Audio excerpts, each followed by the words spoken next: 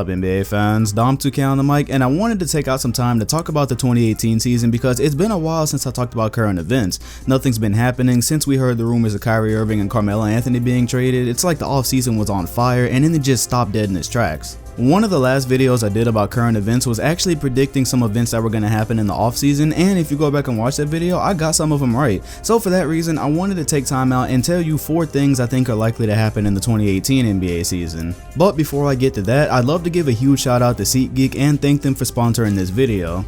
If you can remember from a much older video, this was the amazing app I introduced to you guys that provides you with the easiest way to buy tickets for almost any kind of event, which would be most likely sports related for you guys. The app pulls tickets from all over the web and has them in one place that makes purchasing one for your event really easy, and it also assures you're going to be getting the best value for your ticket. While searching for your tickets, each one is ranked with a score from 1 to 100 that lets you know if you're getting a good deal or not for your purchase. And on top of that, the app also provides you with a detailed view of what you see from your seat before you even get there, which is extremely helpful. If you're interested in downloading this app, the links to it are going to be in the comment section and highlighted in the description. If you're still on the fence, consider using my promo code DOM2K to get $20 back on your first purchase. This is the app I used when I went to the Warriors and Magic game last season, and it made the whole process really simple, so I definitely recommend this to you. And without further ado, let's go ahead and jump into 4 scenarios I think are likely to happen in the 2018 NBA season. So I'm going to start out with one that's not that surprising, but I think the Wolves are going to snap their decade-long playoff drought. If you didn't know, for whatever reason, the Wolves have not been in the playoffs for like an eternity. It's been since Kevin Garnett was on the Timberwolves, and it was when Kobe Bryant and Shaquille O'Neal were still on the Lakers. As a matter of fact, it was in the 2004 Western Conference Finals. That was the last time the Wolves were ever in the playoffs. The highest amount of games they've won in a season since that year was 44, and this just kind of feels like it's long overdue. The Kevin Love era probably should have brought playoffs to at least one of those years, but injuries really got in the way of that. And in the last few years, we've kind of just been waiting around saying they've got Andrew Wiggins and Karl Towns and all this young talent, and now we just gotta wait for it to come together. Well, this offseason was really a blessed one for the Wolves because they were able to get Jimmy Butler without giving up anything super duper significant, being that Zach LaVine was injured. They were able to sign Jeff Teague, who is a good point guard for that starting position, and then they got a veteran presence in Jamal Crawford, and he can still play.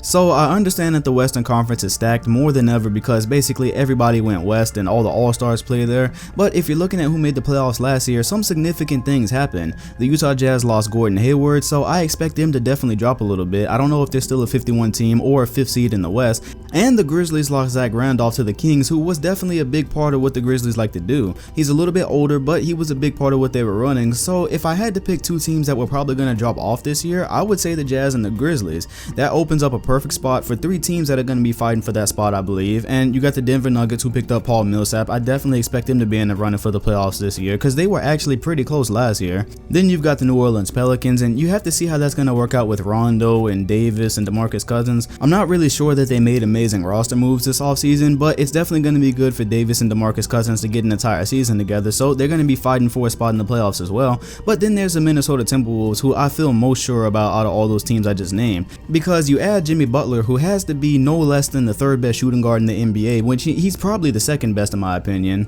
You've got another year for Karl Towns and Andrew Wiggins, who have both seen improvement in the years that they played in the league, and then you've got more solid players around them. So to be honest, I would be surprised if the Wolves weren't a really good team in the West this year. I was really reserved about them last season because I remember everybody saying that this is the year that the Wolves were going to make this huge jump and definitely going to be in the playoffs, and I honestly thought that was a bit too soon for them, so I wasn't that surprised when they didn't make the playoffs. I was just so surprised that they only won 31 games. So the Western Conference has gotten harder, but they're part of that reason. They've gotten a lot better as a squad too, so if the Wolves don't make the playoffs this year, then I officially lose all hope because I don't know what else you need. At the number 3 spot, I'm probably not telling you guys anything you don't already know, but I'm not sure if anybody has looked at this in detail and actually read off names to you. So it has to do with the All-Star selection this year, and I know a lot of people don't care about the All-Star game. They feel like it's a popularity contest, but when you look at seasons down the road and when you look at a player's career, you gotta admit that All-Star selections do kind of count when you're talking about players. You talk about how many All-Star appearances they had, or that's one thing people like to say about a player that they're talking down on, is he only has such and such amount of All-Star selections. And it seems like some of the players do care about being in the All-Star game. Like take for instance Damian Lillard. I can't remember which All-Star game it was, whether it was 15 or 16, but one of those years he was really pissed about not being selected, and even though he ended up getting to play because somebody got injured and he filled their spot, I do remember him taking his name out of one of the other All-Star competitions because he wasn't picked. So that was his way of kind of, you know, I guess getting back at the league for it. I don't know. But check this out. On your screen right now, you should be seeing the All-Star players for last year, and there's 12 All-Stars on each team. Well, the big problem I see is that Paul George and Jimmy Butler and Paul Millsap all went west, and those were 3 of the 12 Eastern members last year. And when you look at the people that actually participated on the Western squad last year, only one of those players went east, and that was Gordon Hayward. Everybody that's still on this list is still eligible to be on the All-Star team next year, and only one spot is opened up. So when you look at how this has already been a problem with Damian Lillard and even Mike Conley, who probably should have made an All-Star team a while ago, but he's in the West so he just never can, now this problem is about to be compounded because not only do you have the players that joined the Western Conference this year with only one spot open, you've got players that are going to be improving that haven't really made an All-Star team yet that aren't going to be able to get that All-Star nod because there's only so many spots. So not even Damian Lillard or Conley, but look at a guy like Andrew Wiggins or Karl Towns. We know these are going to be All-Star level players. They both improved in all the years in the league, and Karl Towns is already getting into that conversation for the best center in the NBA, but he hasn't made an All-Star team yet. So then what about guys like CJ McCollum, who's become a good scorer and he's probably going to reach All-Star level, but he's not going to be making the All-Star team. If Damian Lillard can't get there, he's damn sure not going to be there. And then you got a guy like Nikola Jokic for the Nuggets, who's improved, and a lot of people have their eye on him, and we definitely think he's a future All-Star in this league, but how is he going to make the All-Star team when a guy like Karl Towns hasn't even made it yet? And as I'm looking at this Western squad from last year, I don't really see a whole lot of players on here that aren't deserving of that All-Star nod, so it's gonna be hard. Somebody's getting snubbed, multiple people are getting snubbed, but that's not even really the big problem because who really cares about the All-Star game? They don't give effort and I don't really watch it as much. But you do have the problem where players like Damian Lillard, who are supposed to have multiple All-Star appearances on their resume, that's gonna be misleading in 10 years when you look back and they barely made any All-Star teams. But aside from that, I think it's gonna open up the conversation this season for East and Western conferences, because I made that argument about a year ago on this channel where I said I don't think there's a reason for the conferences. The only big problem that I found when I made that argument was the travel schedule, and even then I heard they're alleviating that because the NBA has done some things to the schedule this year where it's less rigorous on the players and their travel schedule, so that's already something they're working on, and they haven't even eliminated conferences. And I really think once we get to those All-Star snubs and you see all these deserving players playing in one conference, I think it's going to open up that conversation for saying, when are we going to get rid of the East and Western conferences? Some people think it may never happen, and I've heard Adam Silver talk about it and he said they're not really looking at it just yet. And then I remember back in 2015 he was saying maybe they would look at it, so don't be surprised if this conversation comes up and maybe action gets taken somewhere in the near future. At the number 2 spot, I know it's way too early to be talking about MVPs, but that's why they call predictions and likely scenarios for the 2018 season, and I think our MVP favorites this year are going to be Kevin Durant and Kawhi Leonard, and here's why. First off, I know there's going to be more MVP candidates because Russell Westbrook just won it. He averaged a triple-double. This was an amazing MVP race because you had guys like James Harden in it and LeBron James, and there was so many names being thrown out there and so many deserving players, but situations have changed. And the reason I think these two are favorites is, okay, I'm going to start with Kevin Durant. First off, the Warriors are fresh off of a championship. Kevin Durant had an amazing series and just won Finals MVP. And last year, the Warriors almost won 70 games. Kevin Durant went out with an injury, and I believe they took some unnecessary losses. Like I believe they lost that game to the Wizards that he actually went out, and I think they lost to the Knicks. Well, that's 2 games right there they wouldn't have lost with Kevin Durant in the lineup, which puts them at 69 wins, and yeah, they would have won 70 games with KD there for the whole season. Now they've gotten better, adding Nick Young shooting off the bench and Omri Caspi, so yeah, with health the Warriors are probably going to win 70 games. That's important for Kevin Durant's MVP chances because if he plays amazing like he was last season before the injury and like he did in the finals, well, we know MVP has a notorious reputation of going to the best player on the best team. Last year it went to Westbrook because he broke a historic record averaging a triple-double in a season, and we all saw the situation he was dealing with. The players on his team, it's not that they were terrible, but they didn't fit his game at all, and he pretty much had to carry their offense, so he totally deserved MVP last year. But that's where I said situations change. Now he has Paul George, so there's not going to be any sympathy because they feel like he has all-star help, and I highly doubt he's going to average a triple-double again with Paul George there because now he has to share shots, he has to share production on that offensive end, so it's going to be hard to see the same output output from Westbrook this year that we saw last year. And that leads right into the reason I think Kawhi Leonard is also a favorite with Kevin Durant, because the same thing goes for James Harden. James Harden and Westbrook led the MVP race last year. They were the two favorites. They both got help now. Now James Harden is switching back to the shooting guard position, and he's got Chris Paul. He's not going to have to do nearly as much for the team, so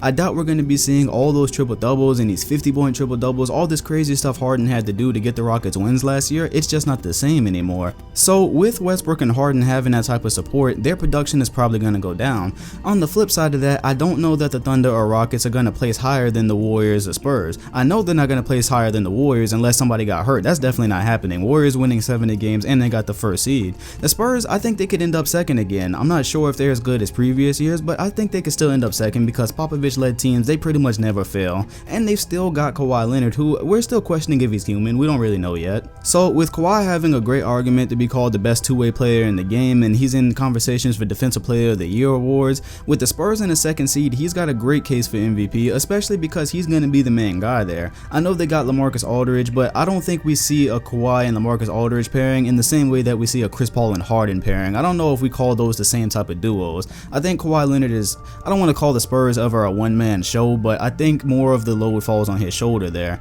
And then the Warriors, simply put, they win 70 games and Kevin Durant plays amazing. That's a really good situation for MVP. Now, one way I could be completely wrong is that the media might just be biased against him, which I don't really know if that's a thing, but it could be because the hate for Kevin Durant is still very strong. If you go on his Twitter, there's still trolls everywhere trolling every single comment with snake emojis, and there's still a lot of hate with feeling like he ruined the NBA. So if the people voting for MVP hold that against him, which I don't know if they actually are going to, that's one way this prediction could get completely ruined. However, I don't think they're going to hold it against him because, as I said in one of my previous videos, the media just loves winners and they don't care how it happens. The world despised LeBron James in 2011, and then in 2012 and 2013 he won back-to-back MVPs. So we're already past that year where everyone, well, we're not past the year of everyone hating Kevin Durant, but we've passed his first year. Now he's won a championship and a finals MVP, so he's in the winner's circle and more success seems to be coming his way. So I think he's in a really good situation where the MVP could almost fall into his lap. And Kawhi Leonard has a good chance too, because if something goes wrong with the Warriors, like injuries, or maybe Kevin Durant's production isn't as amazing as I think it's going to be, Kawhi could be sitting right there to scoop it up because of the same thing I said earlier with Chris Paul on the Rockets and Paul George on the Thunder.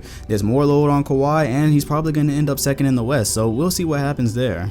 And for my final scenario, I really believe Dwyane Wade is on the move this year. I had said in my free agency video that it wasn't up to the Bulls to keep him. Obviously, Dwyane Wade opted into his contract, and I was saying I don't know why the Bulls want him anymore because they're rebuilding. They've gotten rid of Jimmy Butler, they've got young pieces, and Dwyane Wade is just kind of an awkward man standing in the middle because he's a bit older, he's a veteran, he should be competing for championships. So obviously he cares a lot about money right now because that's the whole reason he's not with Miami still. But if he gets bought out, he doesn't have to worry about money and he can just go sign somewhere for cheap to contend for an NBA championship, and I think there's 3 really likely places that could happen. Okay, let me revise that. There's 2 places that could happen, and there's 1 place that could just be a sentimental exit to his career because he has ended up on the backside of it. So for the 2 contenders, obviously one place he could go is Cleveland, and I think a lot of us see that. Cleveland is in dire need of help right now because they're not good enough to beat the Warriors. Even if they signed Dwyane Wade, I still don't think they would be good enough to beat the Warriors, but it's something that I could see happening. It would be a reunion between LeBron James and Dwyane Wade, and while Dwyane Wade is not the answer to them beating the Warriors, you tell me if you have a better idea. The Cavaliers are still in the same place they were a month ago when the Kyrie drama started. They haven't traded anybody, they haven't really gotten better to the point where they're going to be able to compete with the Warriors for a championship, so I could see them in a last-ditch effort picking up Dwyane Wade after he's bought out from the Bulls and just saying, hell, let's roll with it. Maybe something happens to the Warriors and they get hurt, and now the Cavaliers would be in a really good position to win a championship then, so that's one of his options. Another contending situation he could go to is the Houston Rockets. Right now they got Chris Paul and Harden. From what we know, Carmelo Anthony is saying that he only wants to be traded to the Houston Rockets, so if the New York Knicks ever end up trading him, we can assume that he would end up in Houston, and that would leave the door wide open for the Rockets to have 3/4 of the Banana Boat gang. You would have Dwyane Wade, Carmelo Anthony, and Chris Paul, and then James Harden. Now, as far as the functionality of that team, I have no clue, but that's just one of those things where I'm like, do you have a better idea? Because I think most of us agree right now the Rockets still aren't good enough to beat the Warriors. Will Dwyane Wade make them good enough to beat the Warriors? Probably not, but hey, I said it's a contending situation. I didn't say they were going to win. And the final scenario would not be a contending situation, but it would be that sentimental situation I was talking about where he goes back to Miami to retire. I don't think Dwayne Wade ever wanted to leave Miami in the first place because Miami is a beautiful place and he wanted to play his whole career there, I'm sure, but he didn't like the whole way the situation was handled with Pat Riley, and he didn't like the money he was being offered, and you can't really blame him. This would be the perfect opportunity for him to make everything right and go back and retire in Miami, and I think I speak for everybody when I say I want to forget that Dwayne Wade was ever in a Chicago Bulls jersey. It wasn't a good time, it wasn't an enjoyable thing to watch when they couldn't win a game in the playoffs without Rondo. I just want to get that out of my head. I have a lot of good memories of Dwayne Wade, and it doesn't involve Chicago. I remember when he first left Miami, Pat Riley was saying there's always going to be keys under the mat or something like that, and he can come back home whenever he wants to, and he hope it's not too long, so I think it would feel right. But then again, I don't know what Dwayne Wade's heart is. If he gets bought out, does he want to go back home or does he want to contend? I'm not sure, so that's why I gave 3 scenarios there, and there were 4 scenarios that I think is going to happen in the 2018 NBA season. I would love to know what you think in the comment section. What do you think about these scenarios, and do you think there are other scenarios that are going to end up happening? Leave your predictions in the comment section below, and we can come back and laugh at you if you got them wrong about 10 months from now, or you know, whatever you guys like to do in the YouTube comment section. Hit the like button and subscribe if you enjoyed. Hit the bell next to my name if you want notification on future videos. I'm Dom2K, thanks for watching, and I'll see you guys on the next one.